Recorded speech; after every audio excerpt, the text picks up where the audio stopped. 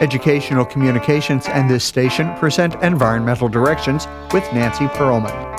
On this series, we explore the effects of human influence on the Earth's ecosystems and discuss solutions to environmental problems which affect the quality of life on this planet. Environmental Directions gives you the kind of information you need to help you participate in decisions impacting your community, the nation, and the world.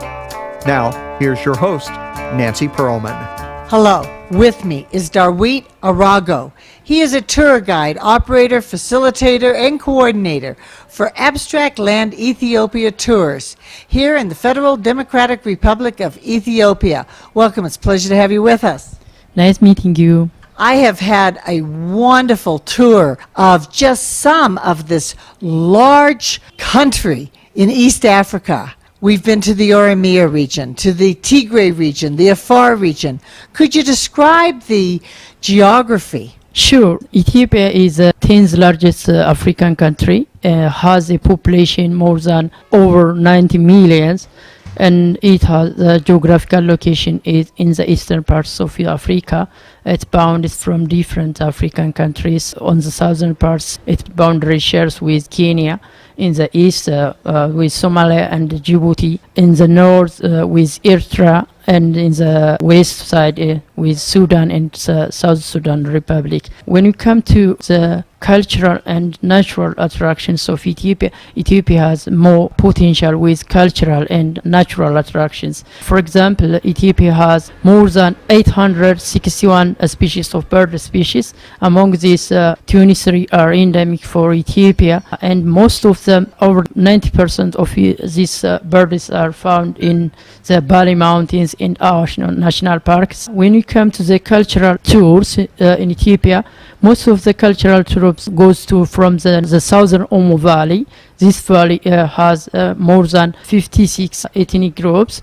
Among these, 16 are very famous for cultural trips. When you come to the historic route goes to the northern parts and especially in the eastern part. The northern part includes the monuments, obelisks, the historical castles, the monasteries, and others. When you come to the birdwatching tours in Ethiopia, most of the time our tour company runs the tours that is avifauna or bird watching is related to some special studied areas. The other one is adventure tours. The adventure tour is conducting in the Danakil Depression and the desert camel caravan.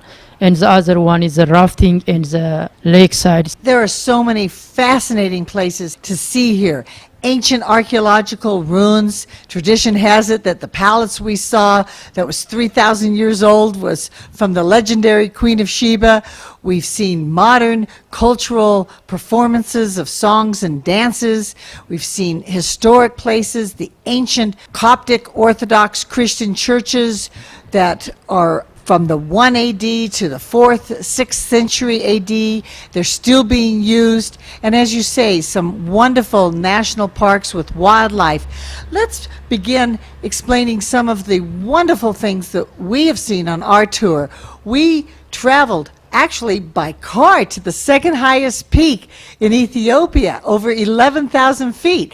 Beautiful plateau. What was the name of it and where was it? It was Bali Mountains National Park. It is over 11,000 feet above sea level. That's the second highest peak in Ethiopia. And the second highest peak in Ethiopia, that is Tullu Demtu, the mountain we call it. I enjoyed another section of the Bali Mountains National Park where a naturalist took us on a walk, and we were very, very close to animals like warthogs, the birds as you've mentioned, but also the endemic antelope found only here in Ethiopia. Yes, from in Ethiopia there are 7 endemic mammals in Ethiopia. 4 of them are found in the Bali Mountain National Park. These are the mountain nyalas. This is one of the famous endemic mammal in Ethiopia. The other is the red fox or Ethiopian wolf we call it. The other one is Mnilik's bushbuck. This one is very famous antelope in the area that we discover. And the other one is the Bali Mountains ape. This one is the most endemic one in that Bali Mountains National Park. We also traveled to one of the greenest forests in the country where coffee Arabica originated, was found, original coffee, and had a fantastic coffee ceremony, which the villagers came out and had presentations and songs and dances. Yes, it is found in Jimma, the western central parts of Ethiopia, and where coffee is or coffee arabica is originated here in Ethiopia. This one is organic coffee in Ethiopia, and with this coffee ceremony, it is colorful. One of our tours, including this coffee tour in Ethiopia. Here in the Tigray region, we went to many archaeological sites, and some of them predated Christianity back to the 8th century. The oldest standing structure in the entire continent of Africa? Yes, it was Yeha. Yeha is ancient temple in the history of Ethiopia back to the 8th century BC. And what was interesting was that rather than putting a church over it, they built the Coptic Orthodox Christian church next to it so that people could see the old temple from pre-Christian days. Yes, in the history of Ethiopia, there are saints from other countries. We call it, this one is the 9 saints. One of the 9 saints is Abun Afsi. It is a church next to the temple. There are many saints in your religion. We also visited very modern new church, and I found it quite interesting. On Sunday, the people wrap themselves in white garments, but they practice old traditions with the women on one side and the men on the other, and they actually take off their shoes to enter the church. Yes, Ethiopia Orthodox Church follows different from other Coptic churches, and the ceremony we took is early in the morning. It is a rule for on one side for females. When you come back to the ancient churches are more paint and colorful and decorated. The modern one is relatively less colorful. I noticed that the new one didn't have a lot of the pictures on the walls. We went to a very historic church, and you have many of them that are built out of the mountain in the stone. They didn't build it from the stone, but into the stone. Yes, in Ethiopia there are rock-hewn churches. We call it rock-hewn churches. Rock-hewn churches divided into 3. The monolithic, semi-monolithic, and carved out churches. Here in Tigray region, there are rock-hewn churches in 3 types. The one which we visited is carved out and semi-monolithic one. The other churches in Lalibela and other areas in Tigray is monolithic one. We were fortunate to have the priest show us a room where he brought out ancient biblical scripts made on parchment, handwritten with beautiful, colorful pictures, and he actually chanted for us. Yes, it is in Abun Afsi church next to this temple area. And I also hear the chanting start sometime 4 o'clock in the morning. They have loudspeakers to let all the villagers know. It took in every Sunday and a special occasion day that in the months or in yearly there is annual ceremony, yearly a monthly ceremony and weekly ceremony.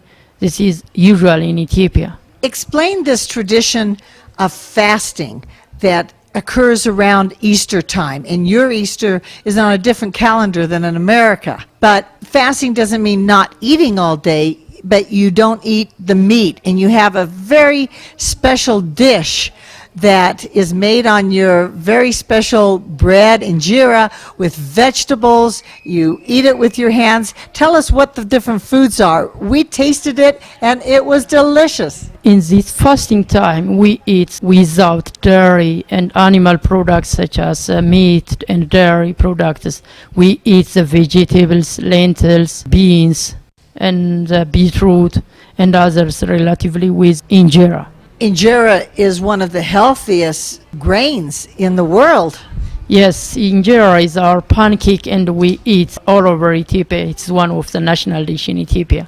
But when you do eat meat, I find it interesting that as we travel miles and miles from one place to another, there are cattle that are not fenced in. They just roam by themselves. The donkeys are in the roads, the dogs are in the roads, the sheep, the goats.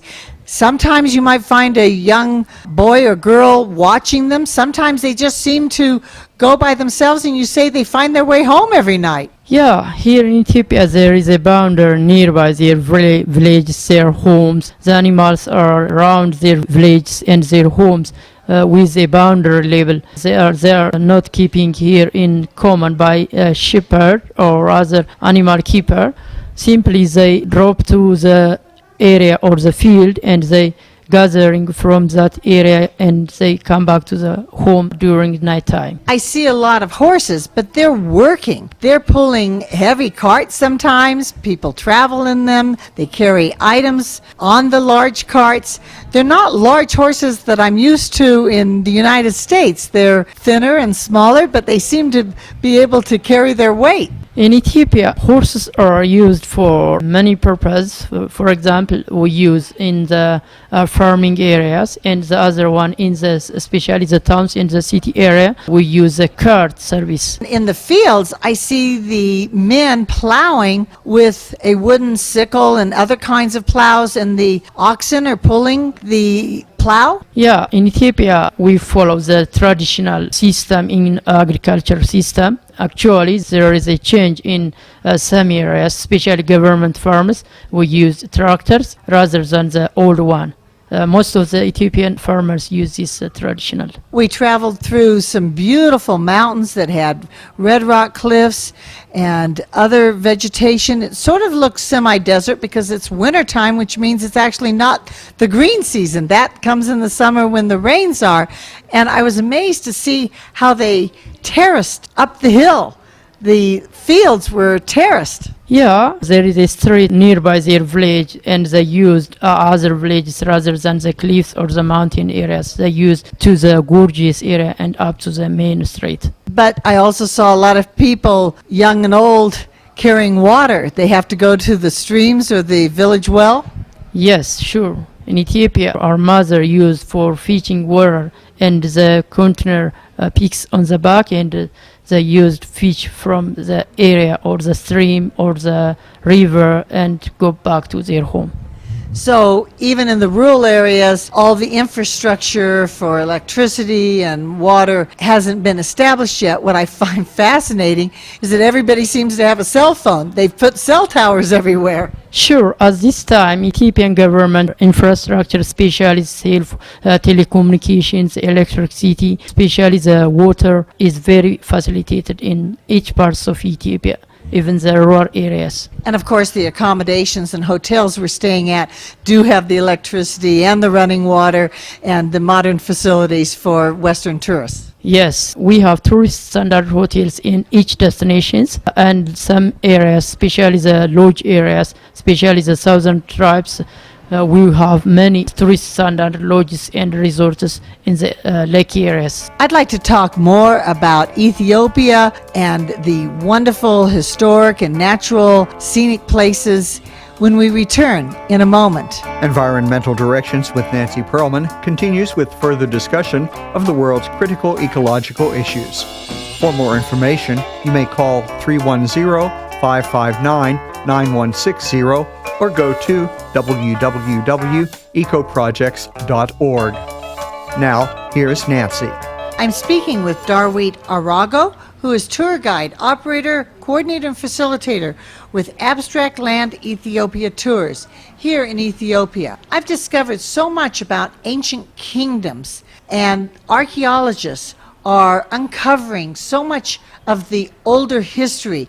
The Aksumite culture apparently was very large and went from Ethiopia to Sudan, across the Red Sea to Yemen and in the Arabian Peninsula. When did that kingdom exist and what have they discovered? Actually, there is some excavation indicates that in the 1st to 5th AD, and some excavation indicates that 4th to 1st BC. We went to the tomb of one of the kings who actually converted the region to Christianity. And there was also the tomb of his son. And in the hotel, we saw a picture of the king with one of the famous 9 saints who was introducing and chanting for him the Christian scriptures. The first Ethiopian king converted to Christianity is King Izana in the 4th century.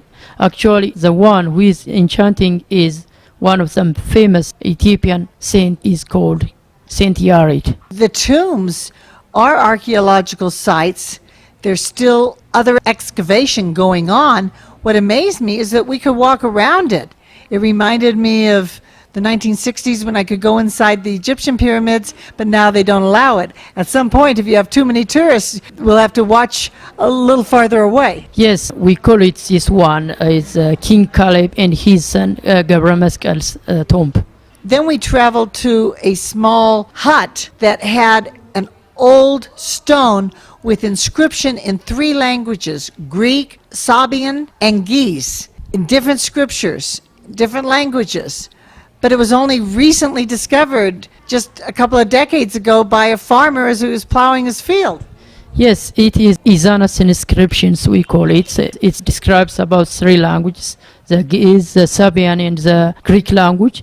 It's all about king's power formation, about his dignity, about his victory. In fact, the old town of Axum is so significant archaeologically that it has been designated as a UNESCO Cultural Heritage Site. So they're constantly discovering new historic places and items. Yes, Aksum is one of the 10th UNESCO heritage in Ethiopia. We have 10 UNESCO heritages, and leading from Africa, Aksum has many attractions by holding these UNESCO heritages. Actually, in Ethiopia, we believe that the Ark of the Covenant were here in Ethiopia, in the St. Mary Church, and the other area is a stele field. This stele field holds different kinds of obelisks that ranges from 33 meters, 99 feet, and 65 feet, and the other one is a Rome stele, which is took to Italy and back to Ethiopia. In fact, these obelisks or stelas, monuments, have inscriptions, and they're all over the place. And there is a memorial park with one that in World War II, the Italians took to Italy, and they recently returned. So it's back in its original home. Yes, it was back to in Ethiopia in 2005. On your shirt that promotes your company, you have something that says the cradle of mankind. Why? Because Ethiopia is cradle of mankind, most of the excavations at this time there are about 14 archaeological excavations about humans' origin and human ancestors. Among these 12 are found in the Rift Valley system of Ethiopia. One of the famous excavating is Lucy or Australopithecus afarensis. This one is the most important and the most ancestors of humans. So we're going back tens of thousands of years to ancient skeletons. You have the one named Lucy that's in the National Museum, Homo sapien, Homo africanus, Homo habilis, all the old species of human beings, and they're being found in the Great Rift Valley. But you also have some beautiful geological formations in the Afar region. There are these very colorful geysers. Yes, in Afar there is active volcano, we call it the Earth active volcano. This is the seismic one. Always it is active, it erupts. During night time it is very colorful. Earth Ale means in the local Afar language it's the mountain of fires, the fire mountain. And when you come to the other area, the world's lost place is, we call it Afar Danakil Depression. This Danakil Depression has many activities, which one is the bubbling waters, the sand mountains, and other crater lakes would be there. From this we have a camel caravan tours from that area to the highlands of Ethiopia. Because the Afar region is very close to the Sahara Desert in Sudan, you do have the camel caravans, and they're still working caravans. They're not just there for the tourists. Yes, we have camel caravan from the desert area to the highlands of Tigray. One can also see salt mining. Sure, We have many sites for salt mining, excavating from that area. There are so many different places to see, so much to do, but one of my most enjoyable experiences this whole trip, aside from seeing the wildlife, the ancient archaeological sites, was to dance with some of the local people. There are many different ethnic groups, in fact about 80 in Ethiopia, and we only saw some songs and dances from 3 of them. The dancing by both the men and the women, can you describe it? Yes, Ethiopia has over 80 ethnic groups. From each ethnic group, they have their own cultural and colorful dances. Among these, one is a very famous one are the Oromo people, traditional and cultural dances. The Amhara, the Tigray are very famous in Ethiopia. And the dance movements for the women, I don't know how they do it. They move their heads constantly, shaking their shoulders, it seemed for hours. And also watching the TV station, they have the Ethiopian music videos, and they're doing the same thing that I saw happening for real in the villages. They're not making it up. In fact, we'd stop and we'd hear the music, and young people would be dancing, and it is a very fun, beautiful experience to hear the lovely music. But I wish I had more time to see more of your lovely country. Everybody's so friendly. Where are some of the other places? What are some of the other incredible sites that visitors with your company can go and see? We have many packages, especially the cultural route to the South Omo Valley, the tribal tours. We have many kinds of cultures in that area. The other one is the mountains area, the trekking or the hiking tours. These tours include the second highest peak in Africa to the Ras Dashin area, Samin Mountains National Park. The other one is the wildlife safaris. This wildlife safaris ranges to the southern region national parks, which one is the Omo, Nechsar, Mago, and the ranges to Afar regional states, which is a very famous national park. We call it the Awash National Park. Awash National Park is rich in birds, different kinds of endemic birds and the other antelope families. One of the places I don't think I'll ever see unless they change into the 21st century. They practice the ancient tradition of the monastery for the men only, and we skip that because the man has to climb up a rope 15 feet. Yes, it is Debradamo, we call it, one of the kings that we have visited, King Caleb, in the 6th century. He built this rocky monastery. It's only access to for men. The only access to reach this monastery is rope climbing. Fortunately, reaching Ethiopia is so easy these days on modern new planes with Ethiopian Airlines, and there are new flights now from my hometown of Los Angeles. The planes stop in Dublin. One could stay a few days in Ireland on the way to or from Ethiopia. New international airport in Addis Ababa, the capital. We also flew on some domestic flights on Ethiopian Airlines to the second largest city of Mekelle. The way to get here is pretty easy now. Yes, at this time, Ethiopian Airlines ranges its services almost all over the world, and it has a special flights in the local destinations, especially the tourist areas, the northern and the southern parts of Ethiopia. One can visit using these air flights, using Ethiopian Airlines, and the other one is driving all road access to the each destinations of tourist attractions. And we do so in vans and Land Cruisers that handle the roads, both paved and the dirt, because for me, I wanted to take one of those long dirt rides to a very lovely, gorgeous cave that was very historic. The Muslims and Christians go there 3 times a year to pray for rain. The river in the cave goes for 10 miles. It is a cave of Sofmar and found out of the national parks of Bali Mountains National Park, and this area is mainly used for researchers and bird lovers. Yes, there was a lot to see on the way to and from, as well as at the cave. The capital city has so much to offer. We saw 2 museums, the Natural History Museum and the National Museum. What are on display? Addis is the capital cities of Africa as well as for Ethiopia. It has many tourist attraction areas such as museums, churches, old palaces, and parks for tourists. Among these museums are very important for tourists. This one is excavating for different archaeological sites, collecting from different sites of Ethiopia. We have visited one of the famous museum in Addis, that is the Zoological Museum. It is found in Arat Kilo in the Science Faculty of Addis Ababa University. And we have many different species of plants and animals in there. Among these one is mammals and insects, birds are very important in that museum.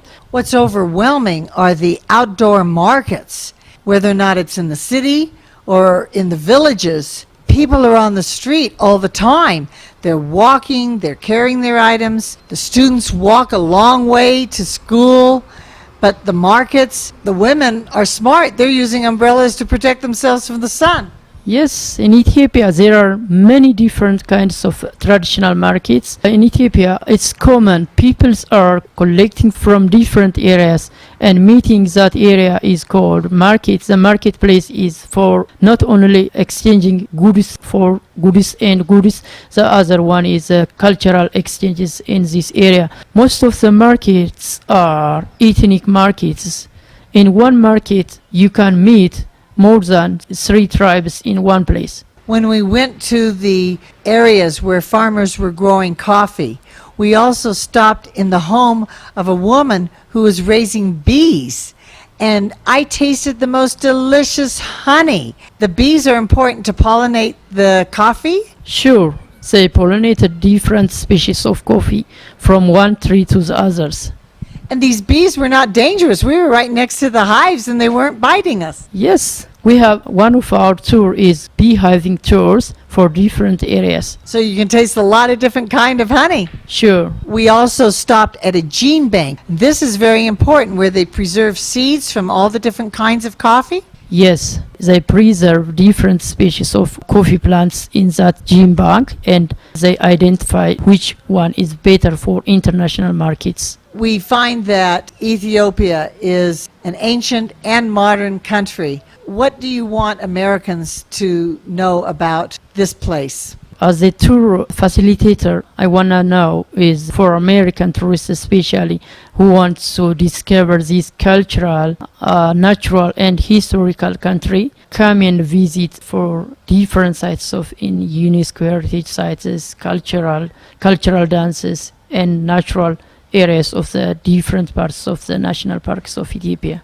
What I like too is that the ecotourist who cares about the community as well has opportunities. You fly Ethiopian Airlines and they plant a tree for every one of their passengers. Then you introduced us to an elementary school with the Give Me Education charity in Ethiopia that helps poor people, poor children who used to beg and harass the tourists. Instead, they're giving them an education, and we can help by helping them. We also have the opportunity to visit orphanages. And I also, as a trustee for the Los Angeles Community College District, enjoyed visiting the university and seeing how they are teaching and developing cultural and student exchanges. Yes, actually the government has started for education for ecotourism. There are some sites testing these ecotourism areas. We want to tourists for educate for these areas for special children in a school level. What I like about your company is that if the visitor has a special interest, a special desire to see something, you'll arrange the tour around it. You'll help them go to that place, meet those people. Yes, we hired a special tours for special arrangements, special services for special requests. We went to cultural centers, we went to museums, we went to the actual historic places, we met people everywhere. This has been just an absolutely fantastic experience. Thank you so very much for the opportunity to see the new and old in Ethiopia. Thank you for the wonderful tour. Thank you and come again. I have been speaking with Dawit Aragaw, who is tour guide, operator, coordinator, and facilitator for Abstract Land Ethiopia tours in the Federal Democratic Republic of Ethiopia in East Africa. I'm Nancy Pearlman. Thank you very much for joining us, and do tune in again next week. If you would like free information about these environmental issues, go to www.ecoprojects.org or call 310-559-9160. Environmental Directions with your host, Nancy Pearlman, is a community affairs program of the nonprofit organization Educational Communications and this station.